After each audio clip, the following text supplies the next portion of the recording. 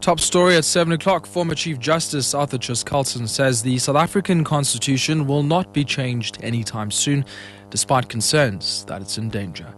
Former Chief Justice Arthur Chaskalson says the South African Constitution will not be changed anytime soon, despite concerns that it's in danger.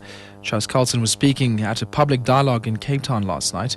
The dialogue was organized by the Centre for Conflict Resolution. The former Chief Justice says corruption is the real threat to the Constitution. I do not think that there are likely to be amendments to the Constitution in the foreseeable future that will undermine its core values. The danger to the Constitution lies elsewhere. It is in the poverty and inequality in our society and the corruption, poor education, and related challenges identified by the National Planning Commission and referred to in the second transition documents. The ANC's proposed that it should not be a criminal offence for a journalist or whistleblower to disclose classified state information if it exposes criminal activity. Up to now, it's rejected calls by opposition parties and civic organisations that the Protection of State Information Bill should protect anyone who discloses classified information if it's deemed to be in the public interest. The ANC's Safm7am says the clause that they are proposing will go a long way in meeting demands for such a public interest defence clause. What we are saying is that the proposal is very clear. If that information exposes corruption, exposes criminal activity, why would that person be arrested in the first place? Because we're saying you can't arrest, good Samaritans, people who are really dedicated to the country. Police Minister Nathi Mthethwa urged people to respect the investigation underway against Crime Intelligence Head Lieutenant General Richard Mdluli. Mdluli's been temporarily moved from his position pending departmental investigations into allegations of corruption against him. Mthethwa's appealed to the public to allow the probe to be completed.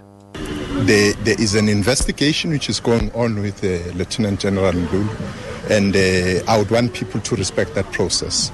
There is another investigation by the IGI, the Inspector General of Intelligence. Until that process is finalized, we wouldn't want to preempt it.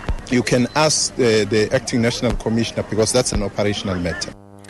The decision by the presidency to remit the prison sentence of non-violent offenders and parolees announced by President Jacob Zuma has ensured that Schabir Sheikh's sentence is shortened by 18 months. Sheikh, the former financial advisor of Zuma, was released on medical parole in 2009 after serving 2 years and 4 months of his 15-year prison term. Provincial Correctional Services spokesperson Nokuthula Zekali explains Sheikh's situation. Mr. Schabir Sheikh is going to benefit 18 months altogether in the remission of his sentence. Firstly, he's going to get 6 months that all the offenders inside the prison will be getting. And in addition, the 12 months for those offenders who have committed petty crimes. As his crime is the commission of crime, he's also benefiting in those 12 months. So it is 18 months in all. Some African leaders of the World Economic Forum say strong, honest and decisive leadership is required to keep African development on track. President Ali Bongo Ondimba of Gabon, his Nigerian counterpart Goodluck Jonathan, Ethiopian Prime Minister Meles Zenawi and the Prime Minister of Namibia Naha Sangula say this kind of leadership will lead Africa's transformation from growth into shared opportunities over the next 20 years.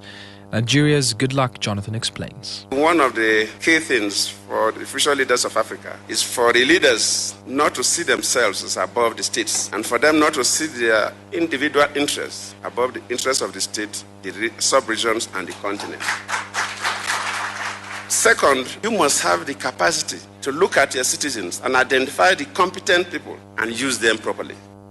Meanwhile, Ethiopian Prime Minister Meles Zenawi, on the other hand, says the type of leader Africa needs is one who only takes decisions that are in the long-term interests of the country and the continent.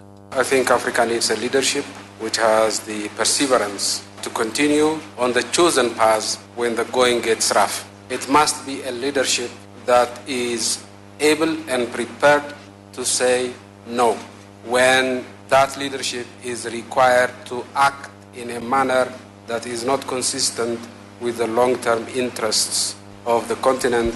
So the vision, the strategy is critical.